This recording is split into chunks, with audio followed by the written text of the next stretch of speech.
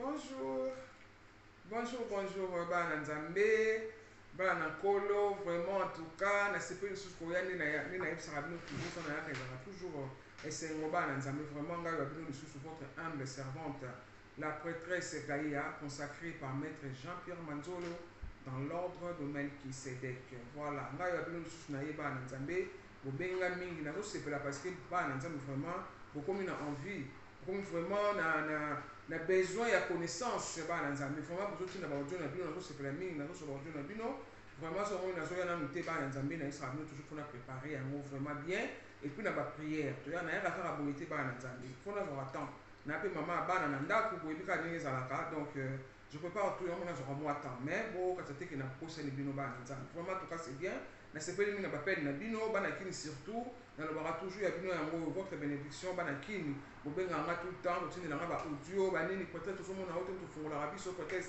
oza wapi peut-être yaka ngai eyo nayeli bino susu ya kitoko en tout cas fele nazwa temps ya koprepareli bino makambo ya bien bana na nzambe voilà lelo nayeli bino makambo ya sukali vraiment nde nalobaka toujours elibwa kitoko na preparaka bino bana na nzambe ya bien makasi bokosepela voilà donc lelo oyo tozali na thème na biso ezali comment réussir ces projets avec l'aide des anges oyo tofungola bino lelo mais eza vraiment molai c'est-à-dire eza trois parties lelo tobali na na partie 1 tosala na bino lelo et puis après temps nzambe akosala susu makasi ya koya lisusu bana na nzambe toya lisusu kocontinue ntina na troisième partie voilà babone na nga toujours bénédiction na bino yango oyo nasepela na bino mingi babone bino boya famille na nga nde nalobaka toujours bozangaka te na bapriere na nga mes abonné voilà yango na bosabone na Gaïa Doli TV officiel po bokota na kati ya famille Gaïa Doli TV officiel voilà bana na nzambe tobandi boye ndenge bana nzambe toyebi ke na mboka nyonso to ezali développé mboka nyonso to ezali développé bana nzambe baprotégeaka toujours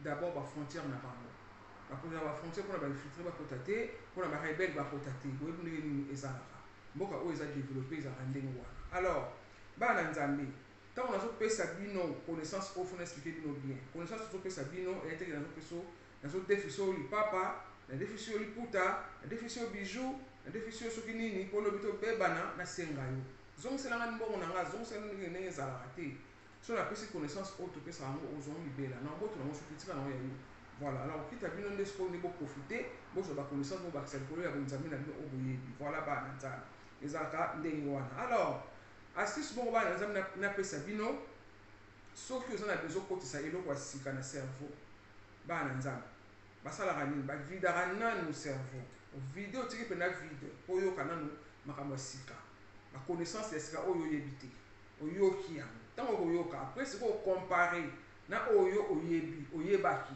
ocompare après c'est à toi de voir ezalaka ndenge wana parce que soki osangisi eloko ya sika na oyo akalaka na kati osangisi ngo bana nkolo esalaka kofourni esala bobulu okomprendre bien te wana ngo ezalaka ntango mosusu ngona nde nazokisa bino mwa astuce nde nayebisi bino ofide nano motu na yo oyoki nano baconnaissance et puis après yo osali comparaison voilà ezalaka ndenge wana bana nzambe lelo tozolobela nde nalobi na bino tolobela lelo comment réussir baprojet na biso alors mais avant ya kolobela réussite bana nzambe il faut motu ayeba nanu faut yeba nanu comment se défendre spirituellement c'est très important bana nzambe vraiment ezali très important parce que okosala bafaire na yo okosala baprojet na yo makambo na yo ezosimba kaka te ezosimba te parce que tu es attaqué spirituellement alors yo oyebi kose défendre te spirituellement moyen oavancer tonasala makambo na yo ezali te bato mingi bazolela baprojet ezosimba te osala eloko bozosimba te osala eloko bozosimba te bana nzambe nzoka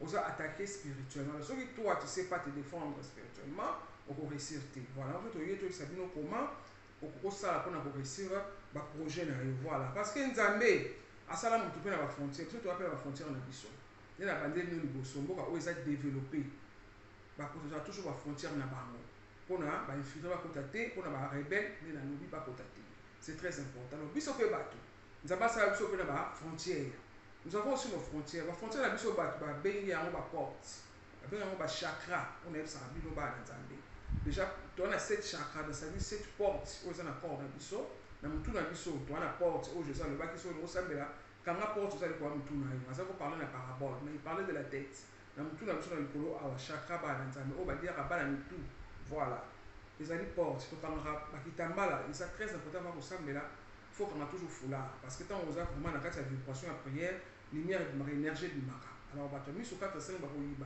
Et bien, l'église, tant qu'on a toujours quand c'est très important. Tout le monde a un papa, bah, qui pas dans tout, bah, prêtre, ça va toujours cacher, tout dans mon ah, c'est pas pour rien. Parce que ça va porte. Va porte. Mais sur la vie, ça peut ça porte. Et ça chakra. Oh, muta kota no peka bo, muta mystique, ataloka na misu ba na nzambe abenjo eloko. C'est très important pour koyeba. On a gorge na biso pe eza porte. Motema na biso eza porte. Libumu na biso eza pe porte ou avec plexus solaire eza porte. Sexe na biso eza pe porte, eza na correspondance na lune. Tout na ba nza faut koyeba, on va porte na biso spirituel oyo, eza loko ba frontière na biso. Il faut protéger. On se oyebite ba na nzambe na côté la yo ba no attaquer yo kaka boye parce que yo oyebite. Voilà, yo amso lelo toyé. Alors, afin qu'on ait la bénédiction, toute chance, il faut qu'on ait la nanou, protection, très important. Dans Psaume 64, verset 20, vous pouvez faire un acte dans Nzambe, le biso battre la alliance, donc contrat.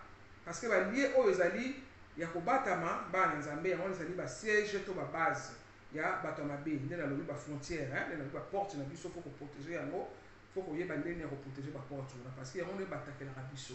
Batami sur 4 batakela biso ba batakela biso na porte na biso ba kotaka na porte na biso. Voilà. Alors, nous autres na biso ezali monde, ne ça rappelle toujours monde où ezali macrocosme, nous autres ba microcosme. Nzama zo monde à kotaka na biso batu. Donc nous ba microcosme, donc monde ya moki.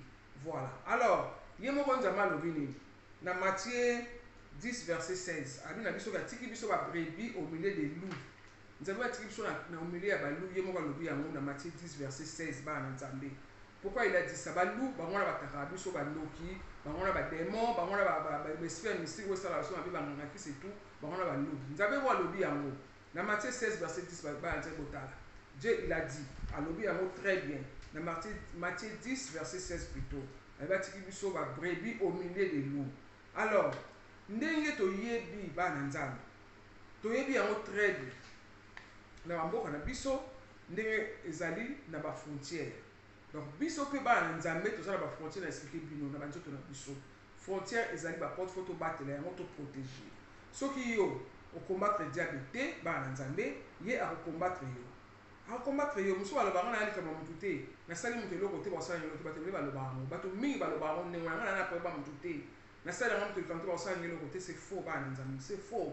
C'est faux makasi. Soki ndoki abundisi yo te, ba esprit errant o etambolaka kufi na kanda bako attaquer yo.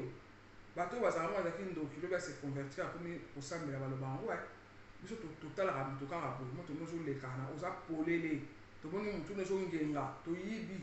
Pourquoi? Parce que tu sais pas te protéger spirituellement. Donc ata babundisi yo te no olobi wana ngana nana likama motu te ne babiso balobaka ozalaka combattu parce que nzambe mwana lobi biso na ba prévu au milieu de nous. On sera toujours combattu. Ba esprit errant va combattre yo. Ceux qui vont combattre yo, c'est ba démons gardiens bazali. Nous avons nos démons gardiens et les anges gardiens. Ba démons gardiens va bundisa biso. Donc ba bundiso kaka. Voilà ba nzambe. Alors, nzambe yemoko ayebi ke monde oyo atika biso ba nzambe ezali monde ya combat. Eza monde ya bitumba. Eza monde okinawa. Soko koyeba tiki yo. Toyebi yango na mondo bana nzali mawe ya tout lelo mawe za lisusu te. Alors bénédiction na yo ekozala pasi poso yango bana nzali so ebi se protéger te bénédiction na yo ekozala pasi. Ekozala pasi so avancer to so yebate parce que tu sais pas te protéger. C'est très important. La Bible dit David a lobby Dieu exerce mes mains au combat. Psaume 144 verset 1 bana nzambe na ngakotanga mingi totangela bino. Psaume 64 74 plutôt. Pardon. Psaume 144. Psaume 144, verset 1. Le Psaume il y a David. Et le béni soit l'Éternel, mon rocher, qui exerce mes mains au combat, mes doigts à la bataille. Voilà David dans le Bayango. Psaume 54, verset 1. Dans Psaume 18, verset 37 à 40, David a dit azolakisa ye bitumba azokumisa yango na ba verset na pesi bino wana. Alors Bible ba na nzambe eza na ba dimension. Déjà écriture na kati ya Bible faut ba ezali na 8 dimensions plutôt na kati ya ba écriture na Bible.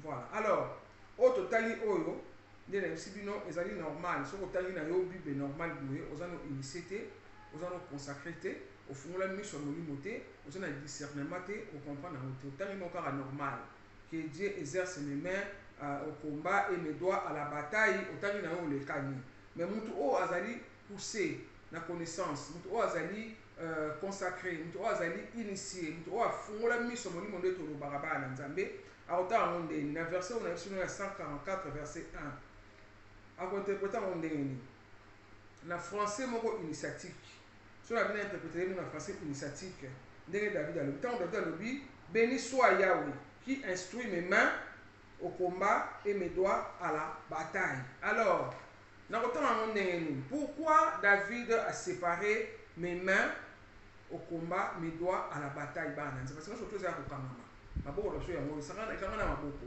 mais pourquoi na misapi pourquoi David a tiré maboko à part a séparé na misapi et on a lobi que so ozali initié de comprendre yango alors on a dit na faire comprendre bino et le mot a na makabo na zo loba na bino c'est très important ba nzambe. Pourquoi? Parce que misapi na biso za na rôle nango na bitumba spirituel misapi za na rôle nango yango David a expliqué très bien alors bien très bien na Bible nzambe a préparé maboko na nga na komba na misapi na nga na komba donc a séparé maboko na misapi on a fulula bila attaquer initié attaquer muto sa consacré na fulula bino voilà. Alors tant David a lobi bongo nzambe azokotisa ye science ya bitumba parce que azolakisa ye maboko ndenge nokobundela na misapi na yo ndenge okosalela donc eza science so na lobi science bana nzambe omona neti kindoki parce que bamo ezobakisa bana nzambe déjà ba science est science politique science infirmière science physique est-ce que ça va kindoki science occulte est-ce que ça kindoki non science eza kindoki te bana nzambe déjà science occulte eza nini occulte l'accès secret na expliqué tout à l'heure que mutu oyo aza initié mutu aza consacré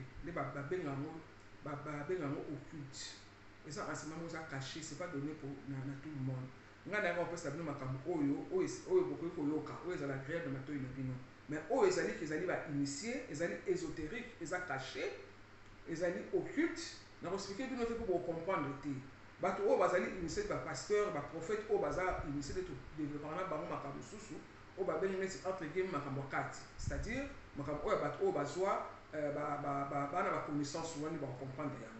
Voilà, alors science, et ça, on que science, c'est ça que science, et qui non, et qui nous pas Nzambe, franchement, et qui nous quitte.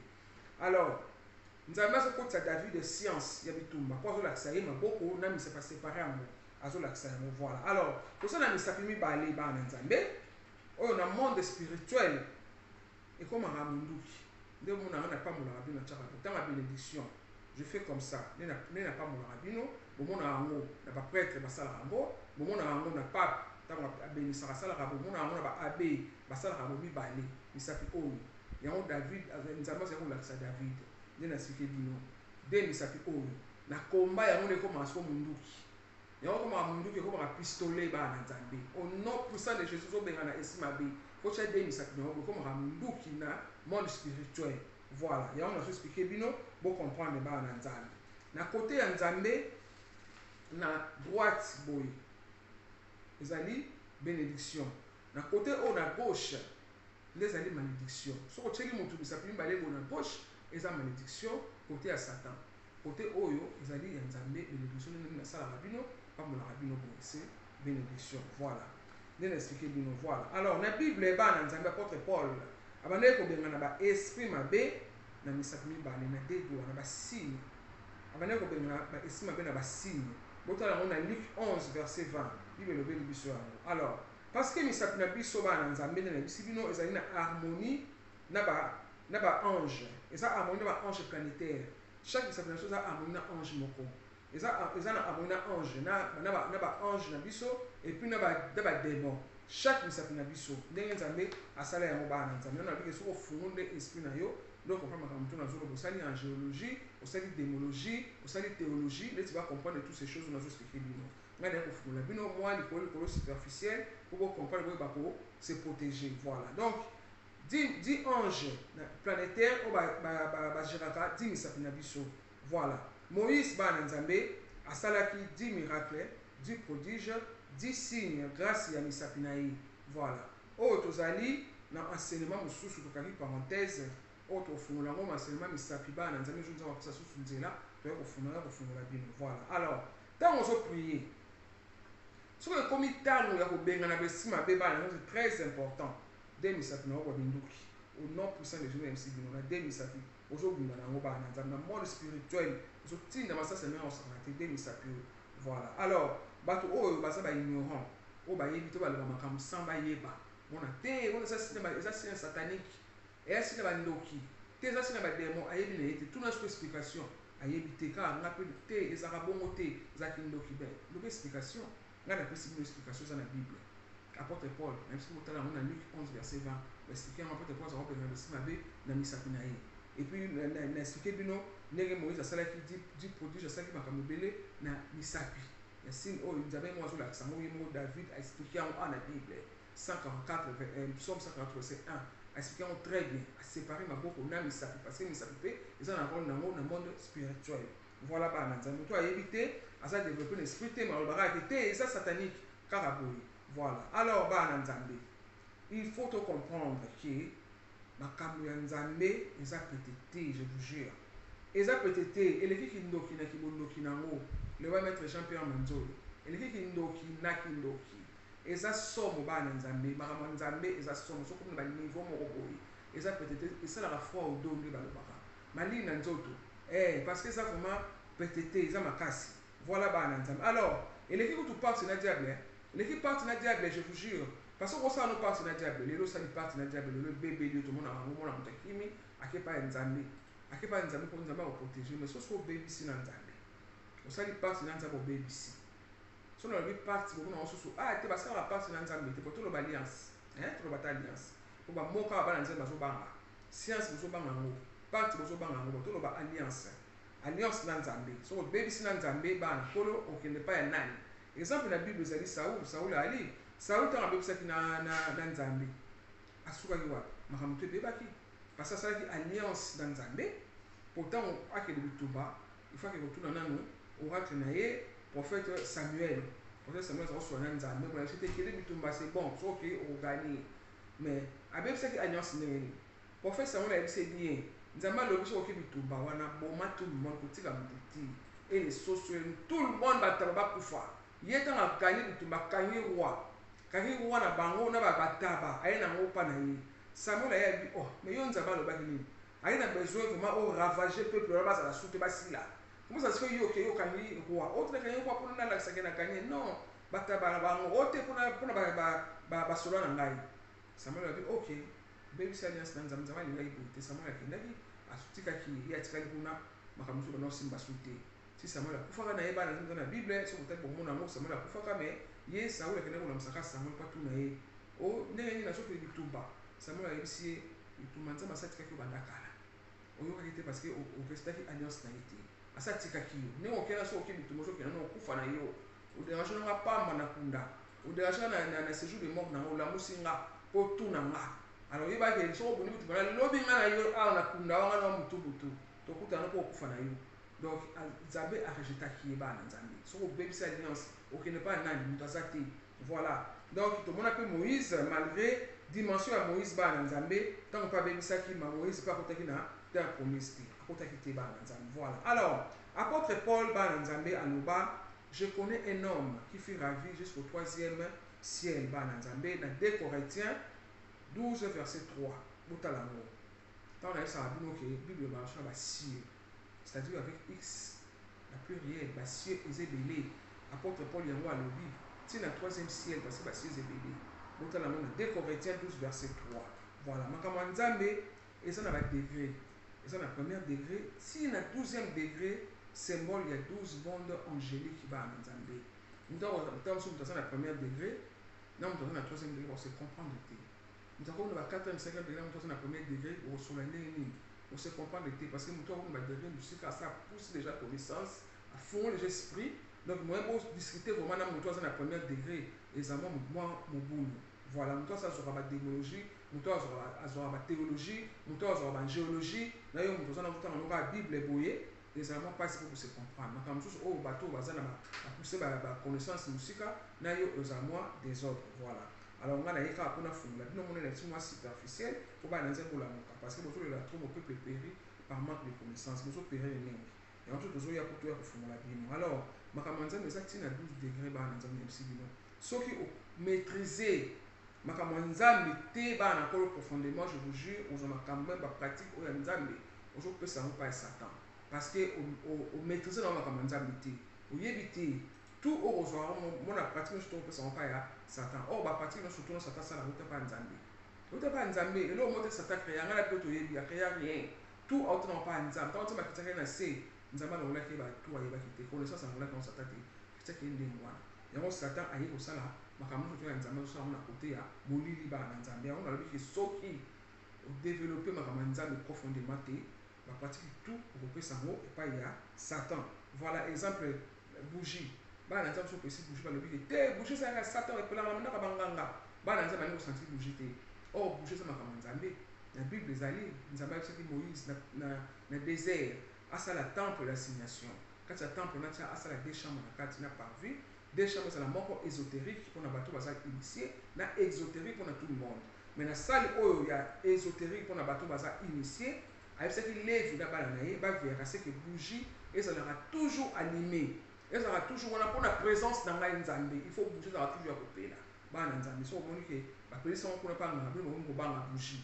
Or bougie na bible ezali pentacle pareil pentacle ezaki ndoki te pentacle te nzambe asala na bamatériel te pentacle epai ya nzambe ezaki noki te nzambe asala na bamatériel bana nzambe kote kuna ya molili nde basalelaka talisman eza différent kuna basalaka talisman kuna nde so talisman bapesi bacondition moto asimba te so moto asimbi okufi kuna bakosengela mama basengela tata basengela mama basengela leki soki ndenge kuna nde elekaka mais epai ya nzambe basengela moto te epai ya nzambe bapentacle oyo ya nzambe eza nde bapriere bapesi bapsaume mpo ezalaka toujours activé ezalaka toujours na moto bana kosambela yango na bapsaume tomona Salomon étoile de Salomon étoile de David pentacle ya mibale pentacle ya baange bana nkolo nalobi ke soki odeveloppe te makambo ya nzambe profondément te bapratique tout nyonso babougie nazoloba bapentacle opesa yango pa satan parce que yo fungola esprit te yo oyebi te c'est ça bana nzambe asala na matériel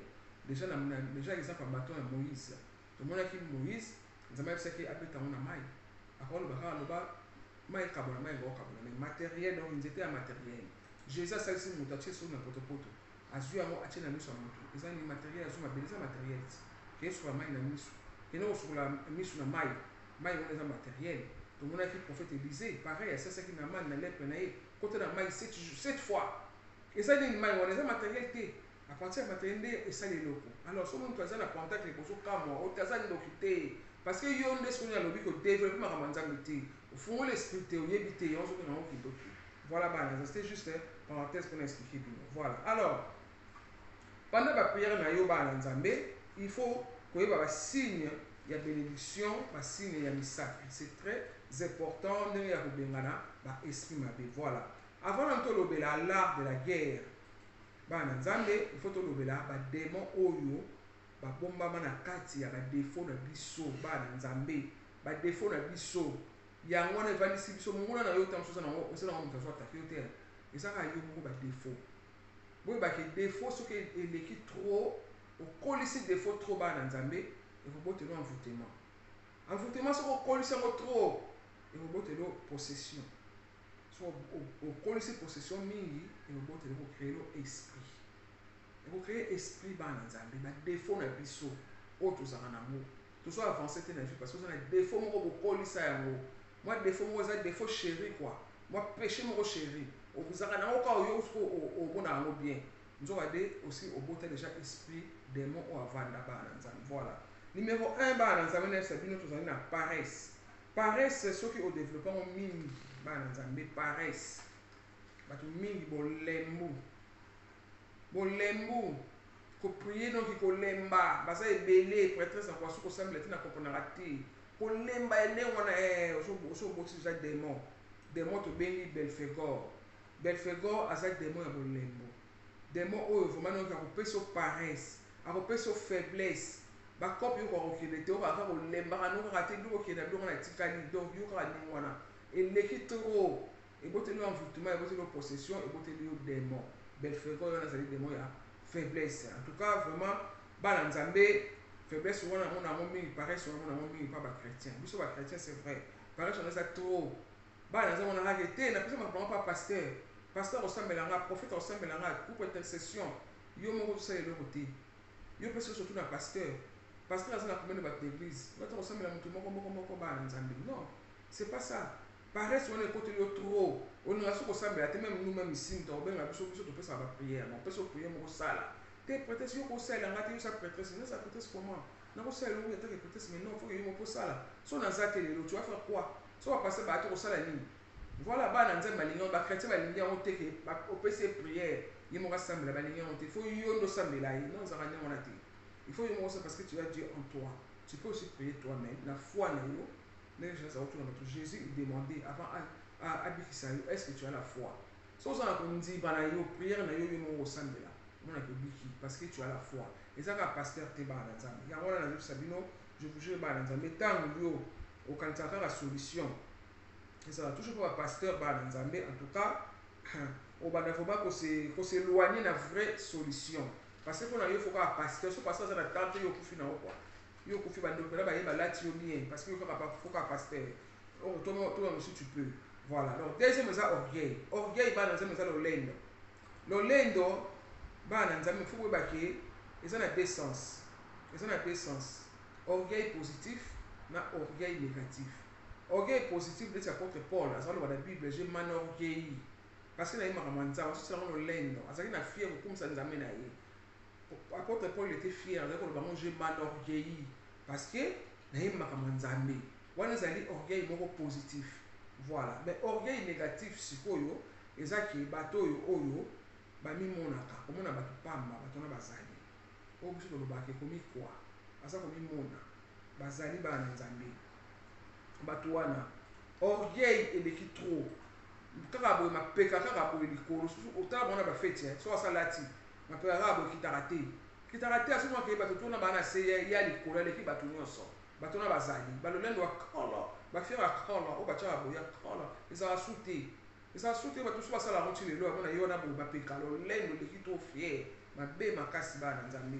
eza mabe vraimen nzambe alingi yango te eza très dangereux voilà yango namoni bana nzambe soko odéveloppe okoincarne cellule ya lucifer kati na yo oincarne parce que lucifer azali démon oyo ya fiere ya lolendo soki lolendo oleki yo trop ode nalobi ke odéveloppe yango trop olekisi yango trop donc okobota lucifer osali cellule nde tomonaka baeglise ya minene eza maison mare eglise ya monene yo sikoyo bayeba oyo mike bakartier babenga yango bacellule yo sikoyo ocréer cellule na nzoto na oyo ya lucifer parce que lolendo mibali eleki yo trop eza mabe bana nzambe lolendo eza malamu te oincarne lucifer kati na yo voilà troisième eza gourmandisme bana ezaka kolia te gourmandisme donc gourmandisme ezali olingi nyonso tu ezala kaka ya yo baninga lisusu te kaka yo bato na bazali yo balingaka tu ezala kaka ye so moninga azongo face ala tu ye mpasi eloko wana bakokana bato na bazali baza mpe ebele ndenge wana nazopesa no badefo oyo ekreaka bademo esalaka ebloke makambo na biso voilà donc yo sikoyo olingi kaka yo nde kaka ozwa moninga te bato na bazali okangami mpena no yo mpo fosala kaka tu ozwa eloko wana oyo moninga aza nango bana na nzambe voilà alors soki osali ndenge wana bana na nzambe okobota demo babengi Beelzebut akovanda kati na yo aza demo ya gourmandise bato balinga kozwa nyonso tu akokana baninga moninga so azofosala tu mpo ozwa yango okobota Beelzebut kati na yo Beelzebut yeba yango ke boyebake bana nzambe adirigeaka légion ya 6666 démon bakovanda kati na yo bana nzambe oyebake soki démon avandi kati na yo akomi kocontrôle yo soki batake yo bango bafungola porte mpo donc bademo basi babite yo alors soki batake yo bana nzambe bademo bakofungola bango porte mpo bango baa bademo mutu so ekotake bango bafungoli porte bakoti kitoko ezaka ndenge wana moni soki mutu azobela okende mpa nganga ça sert à rien parce que nganga okopere na bandoki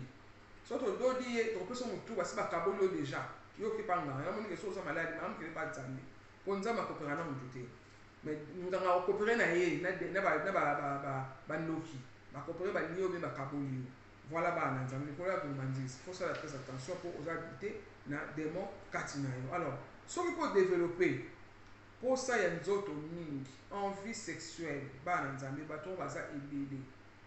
Oyo ba développer makambo wana on dirait donc na ebité. A comme ça au sucre donc sukali il faut tous les jours. Quand on a des ndoko bana kili malobaka ileki ko ça.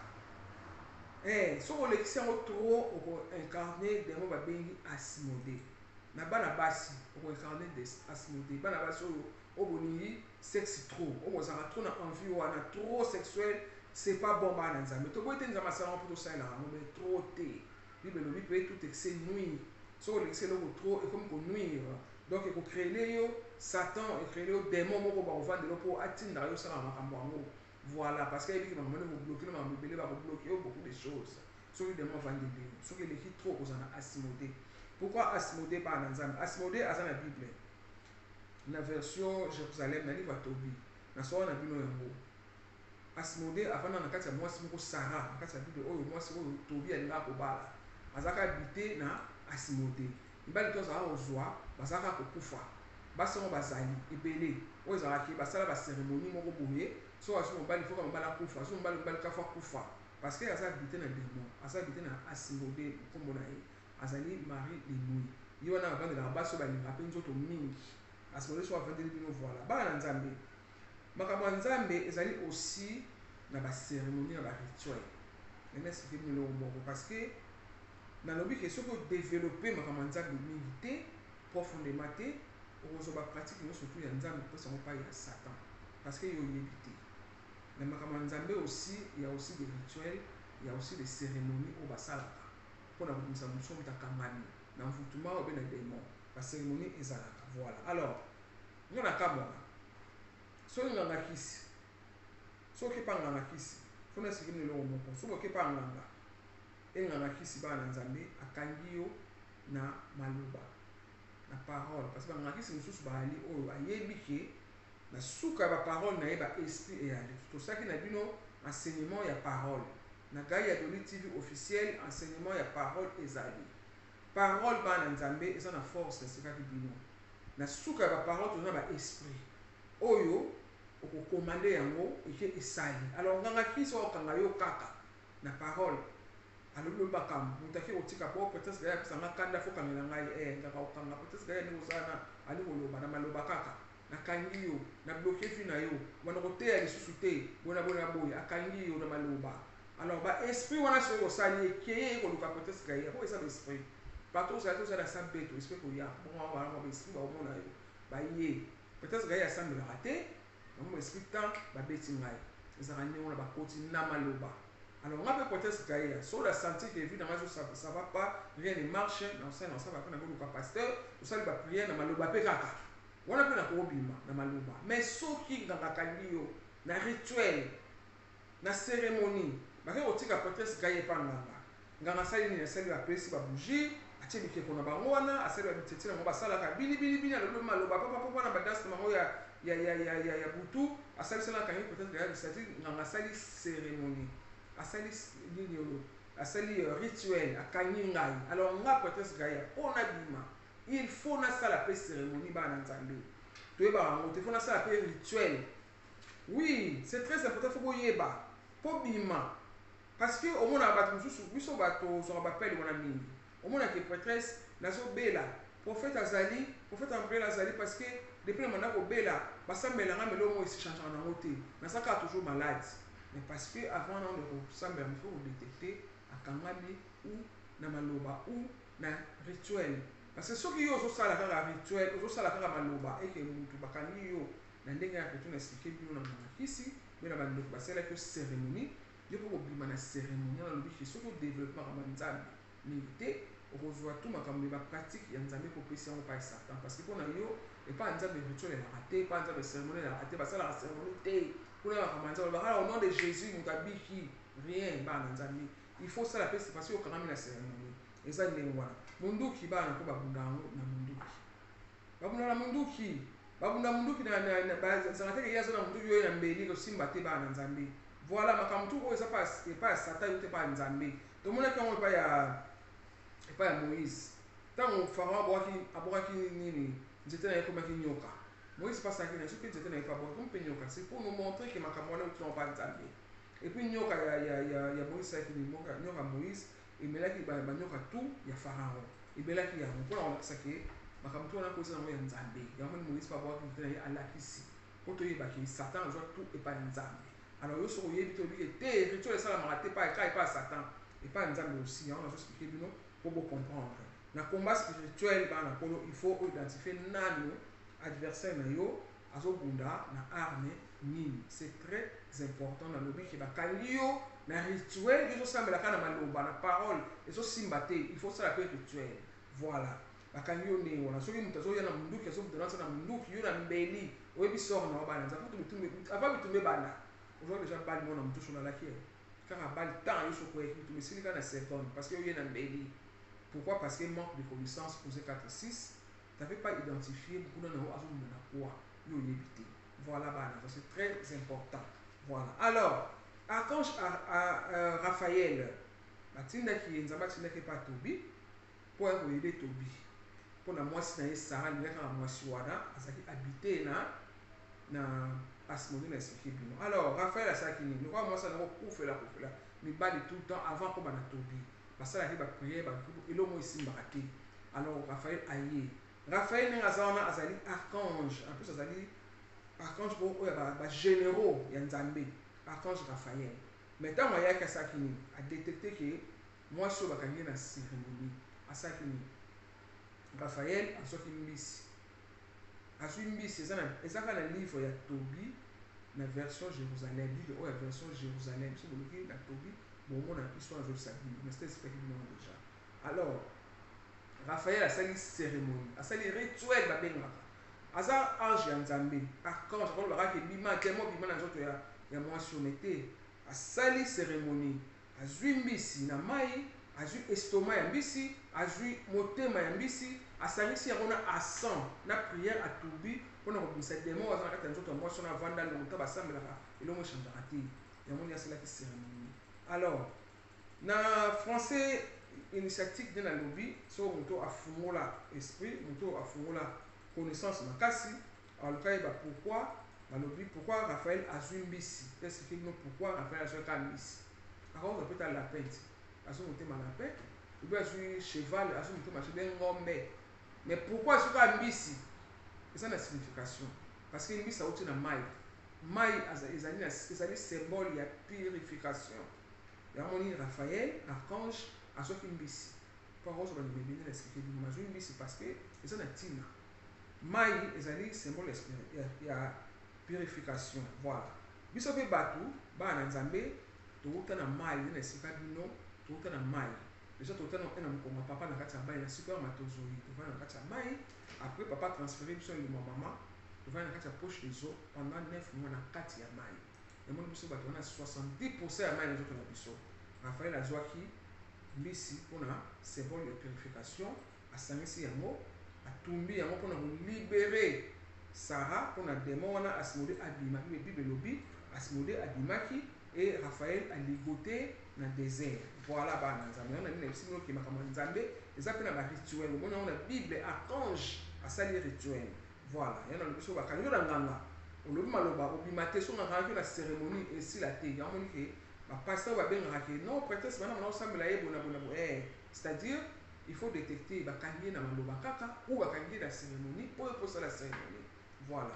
Alors, moi, si au bas là, aux alina Asmodé, et comme un problème, so ça Asmodé, so les sexe trop bien dans le vie. Asmodé botio, na azana katina yo, donc comme un passe pour bas. Ou so au bas ni bas dans un problème et mabota. Nous avons mabota.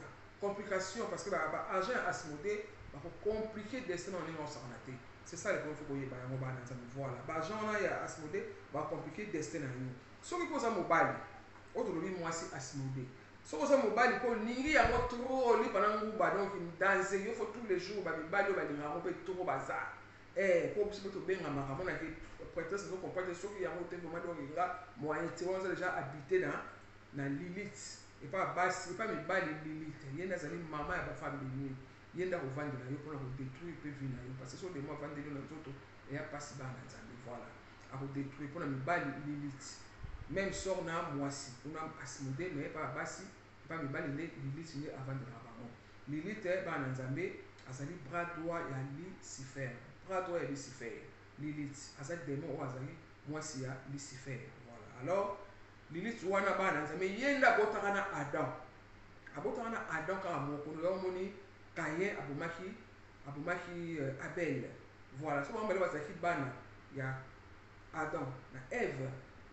Elle wana ninga ozala te. Alors oyo bana nzambe na kangi parenthèse oyo parce que toza awa te.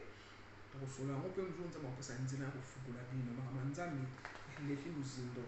Tokosola yango bien bana nzambe wana kangi parenthèse wana. Alors soki mpo olingi mbongo mingi bana nzambe odeveloppe démon na kati na babino na komba maman akovandela yo. Bible elobi tu ne peux jamais servir deux maîtres à la fois. Donc soki oza na démon na nzoto oza marato mpo nzambe akokima yo bana nzambe mbongo eza nango bien oui eza très bien mbongo mais tolinga yango makasi te eleka ndelo te. Tout excès nini bana nzambe miel mpe so eza kitoko so olekisi yango osanza makasi ekoma kele. Voilà yango balobi na Bible tout excès nuit. C'est très important. Bon so olingi yango to okobota maman kati na yo. Kanda aussi eza mabe. Kanda ezali colère moko boye oyo bato mosusu bazala mpona nga na moto akanda nga so nasiliki dayoka asu motu te nga so nasiliki na boba motu bakile kotanga nga boye na boye mabe makasi bana nzambe ekobotelo mpe Satan na kati na yo. Satan azala démon ya kanda akohabite yo po atindaka oyo kotina kosala makambo wana. Voilà mabe Satan bana nzambe oyo boyebaki Satan na Lucifer. Lucifer aza mokonzi ya Satan.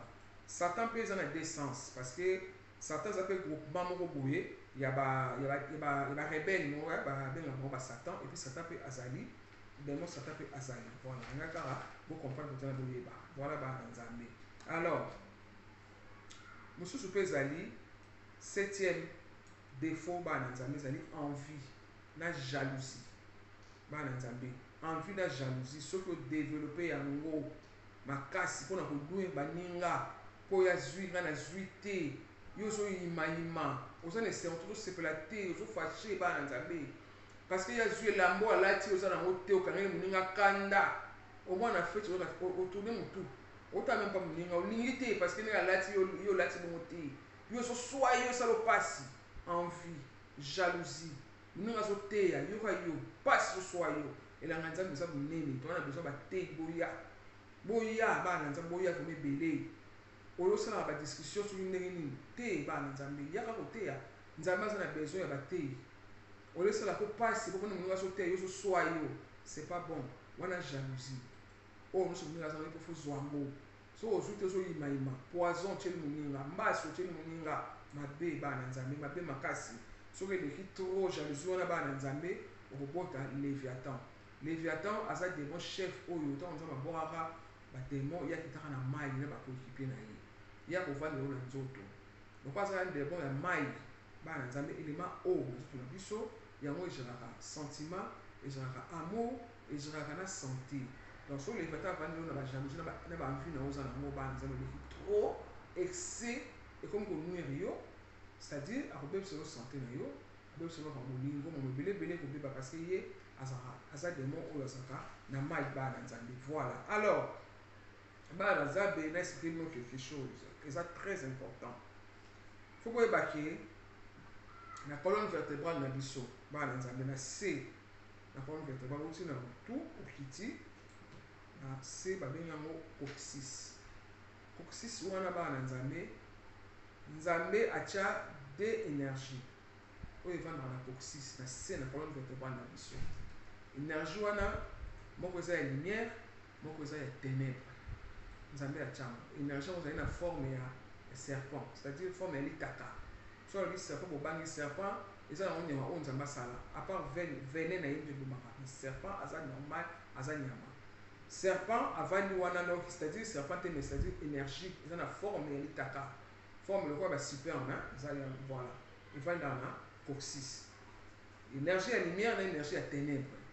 Voilà nzambe asala ngo ndenge wana positif na négatif na nzoto na biso.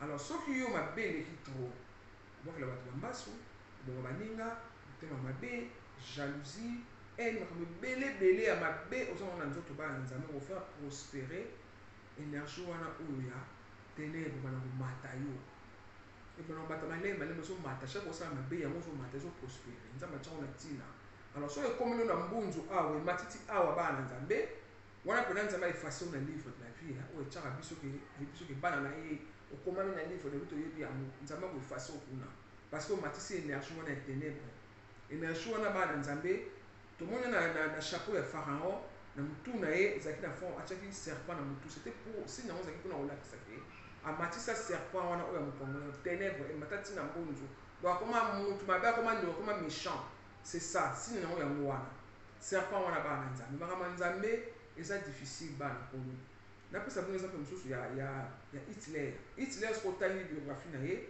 azaka liboso kosambela normal nzambe mais ezala na temps moko boye soki osambela nzambe okomi na niveau moko ya likolo bana nzambe okoma tente satan kobimela yo tomonaki yango mpa jésus ntango asalaki jeune na ye ya 40 jours bana nzambe satan abimelaki jésus abangaki même teke abangaki teke wana jésus abangaki teke déjà asali 40 jours asala na moto na prière osakana te mais satan ayaki quand même kotente jésus atentaki jésus mais jésus akokaki te parce que jésus azalaki connaissance même tobangisaki satan connaissance parce que satan abangaki jésus te ayebaki wana jésus mais ayaki quand même awati kosala 40 jours satan abangaki 40 jours wana te mais aye quand même kotente abangaki nde connaissance jésus azalaki kozokosela ye toyebi yango na bible voilà alors Hitler ntango amatisaki prière makasi akomi na niveau nazoexplike bino azalaki tente ntango akomaki tente ndenge wana alors satan ayebisaki yeke nga so oyino mpa na nga nakopesa bokonzi ya kosalaka te okotika nkombo alors yesu asali nini akei kote ya satan tomoni histoire ya Hitler makambo to asala oyo toyebi azalaki tente makambo nzambe eza bongo so okomi na baniveau moko boye biso mona tosalaki initiation ngai proteste na bino nasalaki consécration na ngai ya 83 jours ya prière sans sexe sans viande sans ambiance eloko te bana nzambe osalaka prière méditation prophète Andriel pareil docteur Zing ye asalaki 103 jours ya prière sans sexe sans viande ndenge mona ngai bana nzambe ntango ekomaka na ntango moko na niveau moko scientifique maki spiritualité mati parce que ekomaka tente yango wana biso moko toviva yango okolala bongo na bamari de nuit bana nzambe koso baza kobinela bazolongola biloko baza kobinela basalobela baphase baza kobinela yo sikoyo soki 70 jours ya prière sans sexe bana nzambe boyebi kaka bino moko netika okwesama mpo baoya pena noki elulu kwa bazotante na ndenge osakana te mais tellement oza na nzambe osanga zeso na lotika ndenge wana saute na mbetu mbango nga wana nake na sali na ngai prière nalati robe na ngai mbango na bandi kosambela nzambe sunga nzambe esimba ngai pareil na prophète Ambriel docteur Zing pareil omona na buta kosaute na mbetu mama nakufi yo wana sautera nini yango abi mama tika bafemme de nous donc ils sommes ye wana mbango ake mpe kosambela voilà nesili no mpo koyeba mamba nzambe ezalaka ndenge wana amoni jésus azalaki tente na 40 jours na azalaki tente bana nzambe alors Hitler amatiaki nini nyoka wana ya ténèbre emataki ye ntina mbunzu yango wana esalaki ke akomaki ndenge wana parce que andimaki na ye kene bato baye kotante andimaki na yango bana nzambe ene expliqué bino voilà alors soki mpe omatisi énergie oyo ya pembe wana oyo ya lumière oyo ya nzambe soki mpe omati komi otina mbunzu okomi elimine po tomonaki jésus tomonaki buda alimwaki parce que amatiaki énergie wana oyo ya lumière babengi yango kundalini emataka esali ti okomi éliminé voilà donc c'est ça ngai na expliqué bino evandaka na coxis bato ya nzambe okotuna ye ngai question nazorépondre bino ke soki osali hit sambeli oza vraiment concentré na baprière obondeli mpona bato etout nde toyebi na église ndenge elekaka bana nzambe c'est normal lokola saint esprit evandaka na coxis nde nayebisi bino énergie wana oyo ya lumière evandaka na se na coxis alors ntango epesi moto wana ntango yo moto na nzambe ozobondela ozosambela église moto wana c'est normal ekopesa yo envie ya sexe parce que eza na se na coxis moto wana ntango ekochauffe cet esprit ekozala loko eza liye mbala moko na sexe coxis eza liye mbala moko na sexe na se wana ekopesa yo envie alors envie wana ntango oyoka yango eza ke soki otie loboko likolo ya malade bango malade abiki moto aza na problème otie loboko na moko mutabiki parce que so peso signal so la ça yo que moto donc peli cet esprit a peli kasi vraiment que peso envie il y a sexe il y a quelque chose pour se soulager non et ça que so yo qui n'est moi c'est-à-dire que tu le bon Nicolas ya mutu mutabiki voilà c'est ça que je voulais expliquer on va essayer d'entendre me répondre à mutu na question voilà alors ba nzambe ya moni bible lobi ou ozali chaud ou oza froid toza na énergie wana nzambe atie na biso ou ozosalela nzambe ou ozala kote kuna parce que soki olingi ozala froid kote kuna bana nzambe okei yango a 100% osala yango kitoko soki oza chaud kote ya nzambe okei yango mpe a 100% osala yango kitoko yango nzambe alingaka te ou oza chaud oza froid yo tiède kata topanzani yo pomba kote ofroid kote ochaud te nzambe alingi yango te ou oza froid oza chaud mpona alingi tiède te mpo osanza yo eya na bible voilà bana nzambe ngai na expliqué moi kote wana alors soki omatisi énergie ya bien nde na bisi bino bana nzambe ekosala bien okomi éliminer makambo ya nzambe oyebi yango kitoko voilà alors il faut combattre badémon surtout na bisi bino badémon so totangi awa bana nzambe il faut ocombattre yango soki omoni ke ose retrouve na kati ya badémon oyo natangeli bino badéfaut oyo ekobloke makambo na yo olingi sexe to ekobloke makambo na yo oza trop jalouse ekobloke makambo na yo olingi bongo to ekobloke makambo na yo parce que badémon oyo natangeli bino bakobota kati na yo bana kobloke yo makambo na yo bana koavanse te o rien ne marche biso mosala biso kaka te famille tata mwasi akangi ngai mama ndenge akangi ngai oyo yo moko badéfaut so bateki okolisi badéfaut trop eboteli yo démon na nzoto na yo voilà ozoluka nzambe apambola yo ozoluka nzambe apambola yo bana nzambe mais oyebi kotosa baloi te baloi evandi kaka na bible te bana nzambe evandi kaka na bible te baloi non jésus azali koloba ngo ti la nature ne vous enseigne pas pourquoi na koloba ngo evandi kaka na bible te baloi evandi kaka na bible te bana nzambe je vous jure nzambe atia baloi mpe na conscience na biso très important bana nzambe afungola bino lelo boyokanga bien nzambe atia baloi mpe na conscience na biso super conscience enorisaka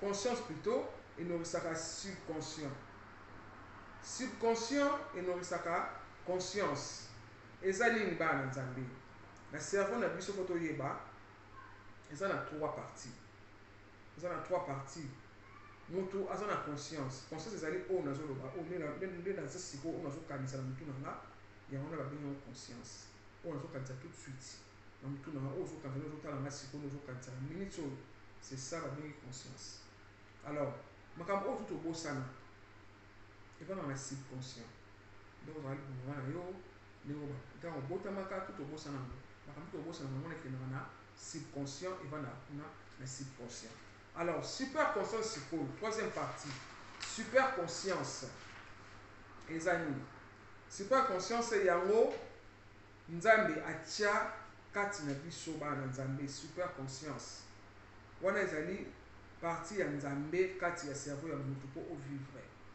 voilà babengi yango super conscience alors mpo otosa mibeko ya nzambe bana nzambe so otosa mibeko yokela kaka conscience na yo très important yokela kaka conscience na yo pourquoi parce que nzambe akommunikaka na biso na cerveau na biso na super conscience nzambe alobelaka biso soki teleki ntango akala moïse alobelaka biso soki te lelo nga proteste na bino na chambre na nga ya prière nazosambela oki prêtresse gaiya bana nzambe soki vo wana kopakata mbango mpo na yoka soki wana nzambe atikela biso yango te toyoka yango te wana ezeki batanga na biso te ezeki na batanga wana prêtresse gaiya kobima te lelo na kokoka te na kokiba na kobanga bana nzambe ya solo yango nzambe atikela biso na intuition na sixième sens tobengaka na conscience na biso voilà akomunikaka biso na super conscience yango ezali ya nzambe nzambe akotindela yo so alinga apekisa eloko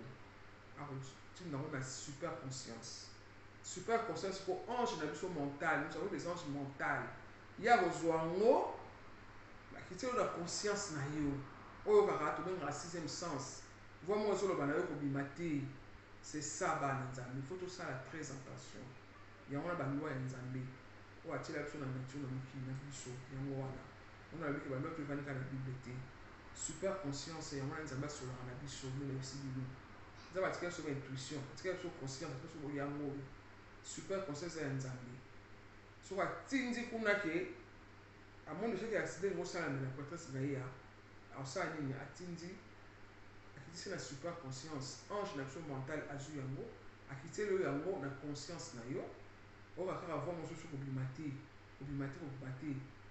frère na ngai Justin Doli oyo yango ta bénédiction abengaki nga 3 jours mobimba yebisi ngai prêtresse nasala makambo nasala mais 3 jours yango oyo nasoka kobima te donc nasoka nzoto kolemba nasoka avo mosusu sanga nabima te elandani 3 jours ngabi c'est Dieu qui te parle alors ne kobima te parce que nzambe asinzaka na biso même tokufaka Dieu nous dit toso azamona ondenge mpeka kokufa abongosi biloko nyonso tu ondenge mpeka kokufa ke kotala bato nyonso tu oui tozaka signale nzambe alobelaka biso na super conscience na biso après ange ya mental azwi yango akiti na conscience aoti oyo bolembo bima te ya aussi les démons gardien ya kote balobaka te bima na yo safre cop okorate fo kende wana démon gardien bazotinda yo mais baange mental nde batindaka balobaka na biso ke kobima te voilà et ça très important bana nzambe boyeba yango oyo tobengi ba sixième sens yango wana kobima te soki nde wana vanda voilà ntina nzambe atya super conscience kati na biso yango wana mpo oyo nzambe tosolaka na ndenge ya mental na nzambe voilà donc ntina yango ya super conscience ezali ezali connexion to communication par intermédiaire bana nzambe ya baange na biso mental tosolaka na bango ndenge wana na nzambe par intermédiaire ya baange na biso mental. Alors yo mwana nzambe chrétien oyebi kutu te ke nzambe alobelaka biso na super conscience ozwaka ngo na conscience na biso tu sais même pas que nous avons des anges gardiens oyebi kutu te yo conscience okipaka nango te te balobi okobima te okipaka te yo okei oke kaka parce que tu sais pas aussi que wana ezali ange gardien tu crois que toi même tu te parles de mutu na yo non baange gardien balobelaka biso bino nazoexplike no abetela mosite c'est très important bana nzambe faut koyeba yango alors yo mwana nzambe oyebi te oyoka kutu super conscience nango conscience no tutu okipaka yango te elobi oza kuna te oyebi nango te bana nzambe bible elobi na biso nzambe azoloba voici j'envoie un ange devant toi pour te conduire j'ai mis mon nom en lui. Exode 23 21 22 bana nzambe otala nzambe moko alobi natieli yo ange liboso na yo mpo aconduire yo pourquoi parce que nzambe alobi j'ai mis mon nom bakombo nyonso tu ye baange mpo oyeba ngo lelo bana nzambe eza pe ange Gabriel eza na liaison na nzambe ange Gabriel elakisi guérison ya nzambe ange Barachel elakisi bénédiction de Dieu ange Michael elakisi nani akokani na nzambe donc bakombo nyonso tu ya baange eza na liaison na nzambe bana kolo mpo koyeba yango nzambe moko alobi kombo na ngai ezali na ye na ange wana donc tosa ange wana soki otosi ange wana te ange wana kolimbisa yo te Dieu il a dit ange akolimbisa yo te et puis nzambe alobi ke soki otosi ange te ye moko akomisa nzela nango malédiction il a dit ça na bible il faut koyokelaka ange wana mental omona oyoki te obimi kaka bana nzambe oke ko accident comme koregrete na yango atindaki ngai nakende vraiment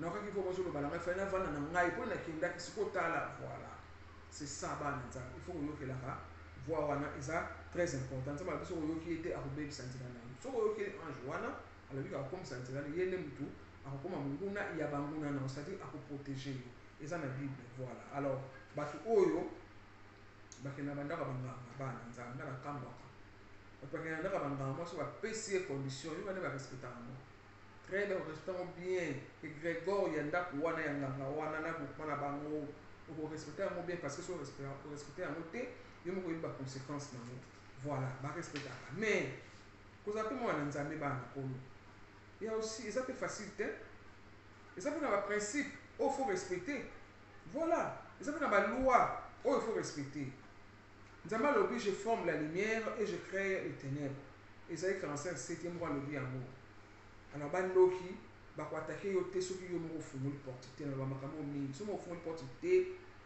bana nzambe bandoki bakoatake yo te yo nde okopona ozala zéro tozala héros c'est à toi de choisir bana nzambe c'est à toi alors soki olingi ozala héros tosa makambo ya nzambe tosa baloi ya nzambe tosa baenseignement ya nzambe bana kolo eza na psaume 119 babi torespecte baloi ya nzambe so respecte baloi respecte baenseignement otamboli selon la loi de l'éternel ndenge psaume 119 elobi na biso bana nzambe omonaki c'est bon otambola kitoko makambo oyo ezala bien bana nzambe alors soki olingi ozala zéro yo kaka moto komona nde surtout oyo nalobi awa sans foutre na yo zala na mafu na makambo ya nzambe alors lola mpe ozala mpe mafu Voilà. Il faut respecter.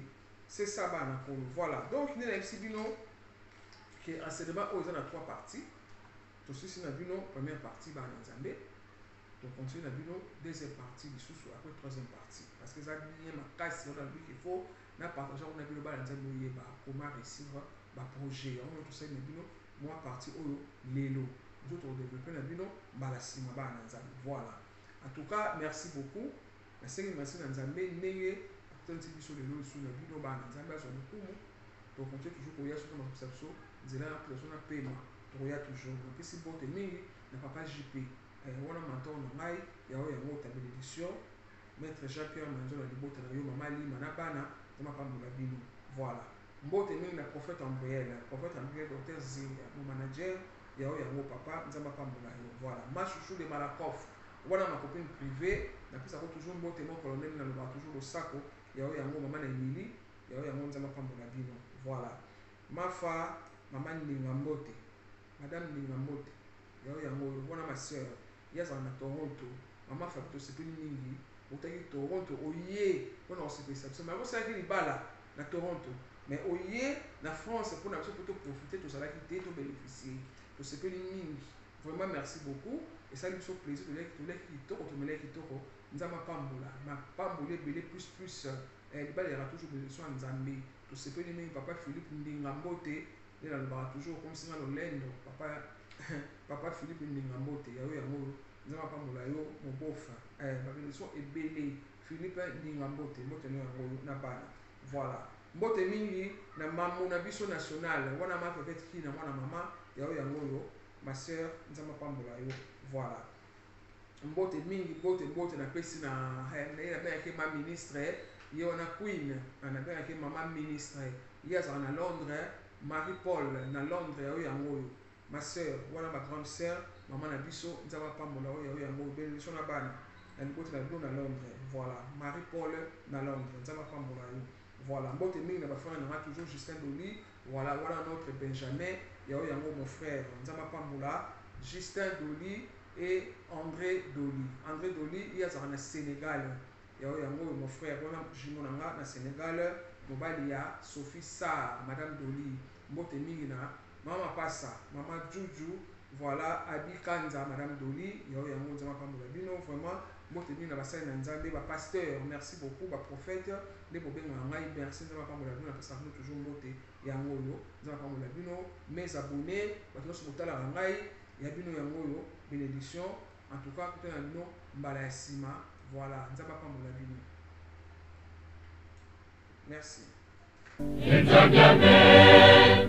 Kupuluza mupila pasisi tuzungididi yakuvamela muzingukyame nenzilange onzambi tombanga enzambame kupuluza mupila pasisi tuzungididi yakuvamela muzingukyame nenzilange onzambi itombanga enzambame kukamene asizambe yezelezo undolote ogamemamo efumu yasikilo mutwaku yavelela undolote ogamemamo